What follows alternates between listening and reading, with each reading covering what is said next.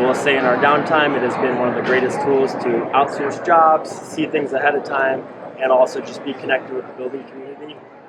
It's worked great for us so far, and all the different aspects in our downtime when we can log in, see the plans, reach out to contractors ahead of time, and really choose in a good line of business for us. So I will say in the downtime, we do appreciate it because, it just opens up a whole new world of opportunities that you may not have seen without reaching out ahead of time. So the best thing I think with ConstructConnect is the availability to search for your company name, and then it'll pull up a whole bidding list of the jobs that you're spec'd on in the area. So it really gives me, a fine list that I can look through from, this date to this date, and it'll show Ametco spec'd on all the jobs in the area. It allows me to pick on each one specifically, kind of delegate and look which one I want to tackle first. And when I do click on the job, it gives me a whole list of plan holders, contractors, people on the site that are available to contact, and usually with a couple phone calls just reaching out, hey, we're Ametco Manufacturing, we're specified on this job, would you guys be interested in a quote? We know this job's happening in your area, and 9 times out of 10, they already know what's going on, and they're thrilled that we reach out to them ahead of time. So